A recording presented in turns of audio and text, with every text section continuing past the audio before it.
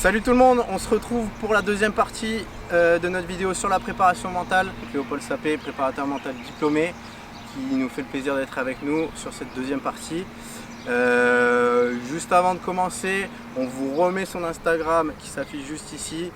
N'hésitez pas à le suivre. Et du coup, Léopold, tu nous rappelles le programme sur cette deuxième vidéo? Il y a un programme très intéressant sur la préparation mentale intégrée, c'est-à-dire comment faire une séance sur le football de manière globale qui incorpore donc la préparation mentale. C'est tout bon? C'est parti les amis, hein? Allez, on y va. Allez. Exercice numéro 1, prise d'information. Mise au point à l'OGC Nice, cet exercice de mise en route sollicite dans un premier temps les capacités de prise d'information des joueurs, puis dans un second temps, l'aspect mental, grâce aux variables. Les consignes sont les suivantes. Avant de recevoir le ballon de face, le joueur en mouvement doit prononcer le chiffre montré par son partenaire à l'opposé. Ainsi, pendant sa course et son échange de passes, le joueur est obligé de lancer un rapide coup d'œil afin de prendre l'information de l'autre côté.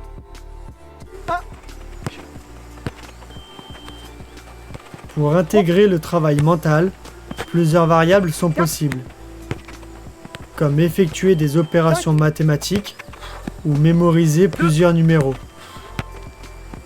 L'idée va être d'associer un travail de réflexion cognitif durant cet exercice afin de le complexifier.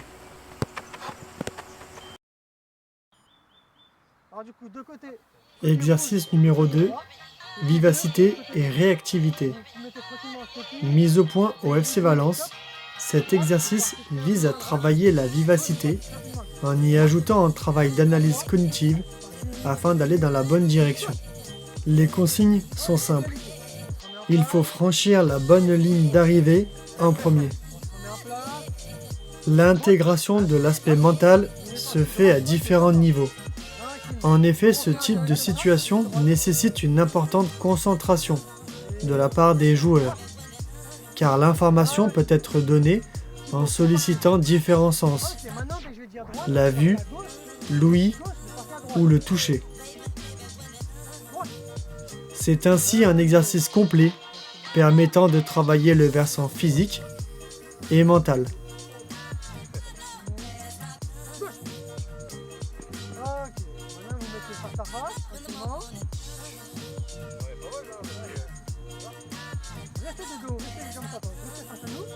Les opérations mathématiques, ça marche? Toujours pareil, si on donne un nombre pair, ça sera rouge, nombre impair, ça sera bleu. Ça marche? Ça peut être tout, addition, fraction? Tout. Attention, 2 x 2. Ok, encore une. Une machine en maths. En place. 1 x 9. Ok, bien Thibaut, t'as une réaction plus rapide. Maintenant on inverse. Si je vous dis une opération que ça donne un pair, vous partez ici. Pair là-bas. Et un pair de l'autre côté. Ça marche? En place. 3 plus 3. Ah! C'est vite. J'ai même pu y aller en continuant. J'ai anticipé en fait, vu que ça vient un petit laps de temps. Attention. 9 moins 3. Exercice 3. Mémoire de travail. Mise au point au Football Bourg-en-Bresse Perona 01, créé dans le cadre de l'obtention de mon master. Cet exercice associe un travail technique de conduite de balle avec un travail sur les fonctions exécutives.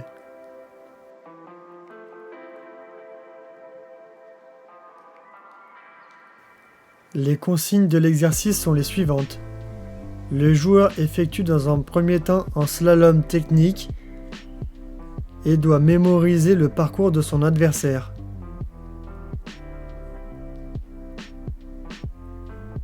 Dans un second temps, le joueur doit reproduire à l'identique le slalom de son adversaire. Si ce dernier y parvient, l'exercice est réussi. Le travail mental insiste notamment sur les fonctions exécutives comme par exemple la mémoire de travail à court terme, la concentration, la prise d'information et la prise de décision. afin de développer la créativité du joueur.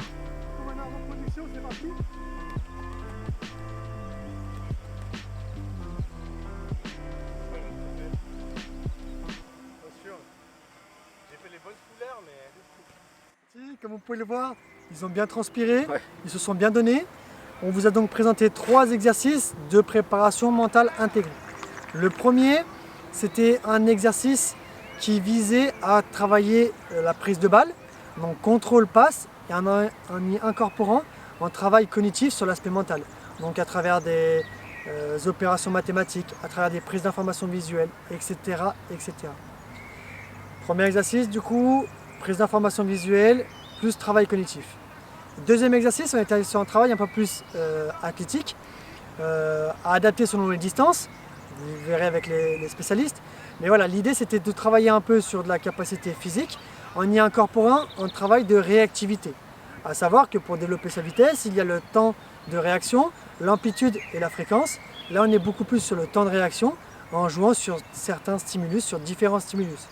L'idée de cet exercice, c'est que une fois que le côté droit et le côté gauche a bien été assimilé, que ce soit par côté droit, côté gauche ou pair ou impair, de vite mettre une variable pour venir déstabiliser cognitivement, mentalement les athlètes, pour leur obliger à avoir une réflexion avant de prendre la décision de partir d'un côté ou de l'autre. Et le troisième exercice était un exercice beaucoup plus orienté sur de la conduite de balle et sur la mémorisation du parcours de l'autre. Lorsque j'effectue mon premier passage, je mémorise le parcours de l'autre et dans un second temps, je viens reproduire le parcours que j'ai mémorisé. Pourquoi travailler sa mémoire et sa capacité à mémoriser?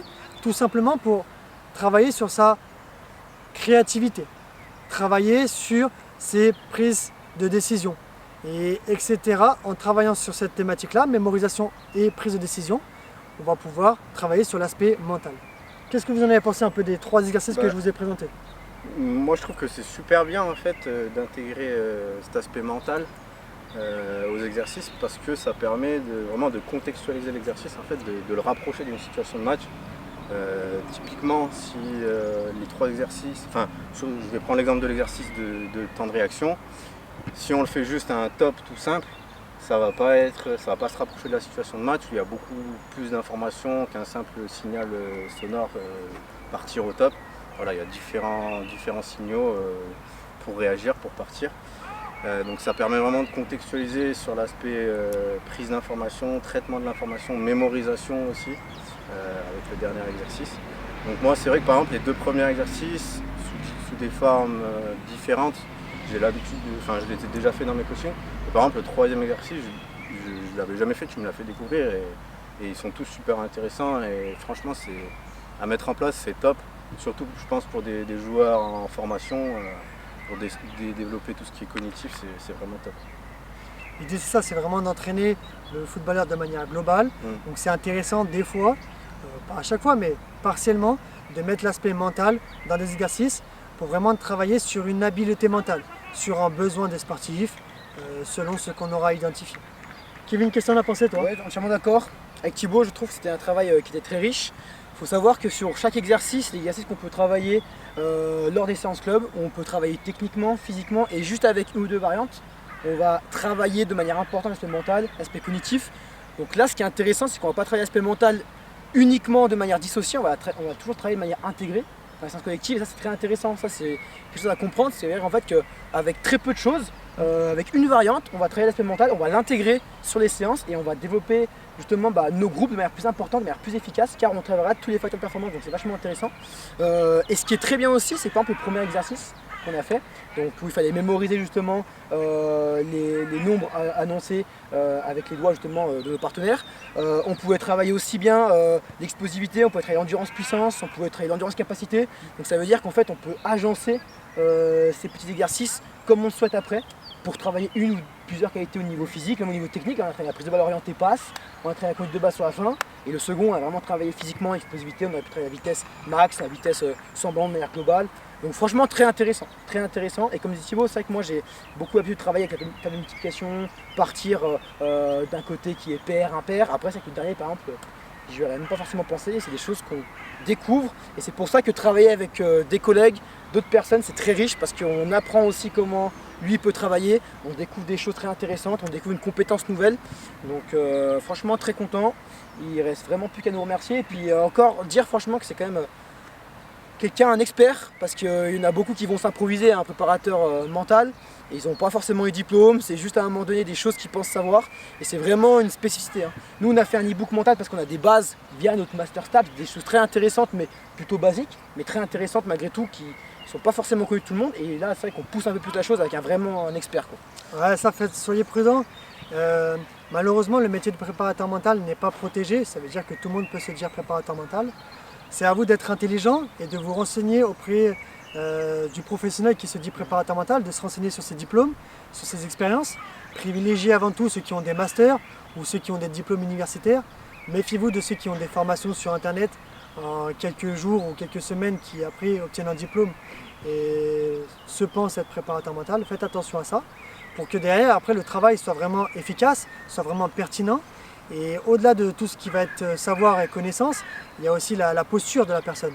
Il va y avoir le secret entre guillemets professionnel, il va y avoir la bienveillance, l'écoute, le respect, le non-jugement, beaucoup de savoir-être qui sont importants dans le métier de préparateur mental. Certains ne veulent pas que ça se sache, il y en a qui ça leur pose pas de soucis, mais c'est important d'avoir quelqu'un de compétent, aussi bien sur les savoirs que sur les savoir-faire et les savoir-être. Et du coup, Léopold, pour tout ce qui est fixation d'objectifs, aspect cohésion, là, principalement, je suis le travail hors terrain de manière dissociée. Exactement, là le but c'était vraiment de s'adresser aux entraîneurs pour qu'ils puissent avoir des idées à adapter, comme Kevin l'a très bien dit, selon les besoins, mais d'avoir des idées d'adaptation, de préparation mentale intégrée. Après, bien sûr, il y a un gros travail qui peut se faire en dehors du terrain. Il ne faut pas oublier que l'aspect mental, ça ne s'arrête pas à la séance. C'est-à-dire que l'aspect mental se travaille constamment, quasiment H24. Donc c'est pour ça qu'il y a une partie terrain et une partie en dehors du terrain. C'est important de travailler sur les deux. Donc tous les entraîneurs devraient être intéressés par ce type de travail, devraient être à l'écoute pour toujours chercher à se perfectionner et chercher à exploiter le plein potentiel de ces joueurs. Il y en a qui sont au plus haut niveau, qui sont des très bons entraîneurs, mais qui arrivent à insuffler un esprit d'équipe irréprochable et incroyable. Ça peut être le cas de Zinedine Zidane au Real Madrid. Jürgen Klopp, c'est pareil avec le Liverpool. Voilà, c'est le fait d'une partie du management d'un entraîneur et repose sur l'aspect mental, sur l'aspect psychologique. Et c'est ça qui est très intéressant. Il ne reste plus qu'à conclure. Donc si vous avez apprécié cette vidéo, on espère que c'est le cas, n'hésitez pas à mettre un petit commentaire, à liker la vidéo, à partager et surtout abonnez-vous à notre chaîne pour ne rien rater de nos nouvelles vidéos.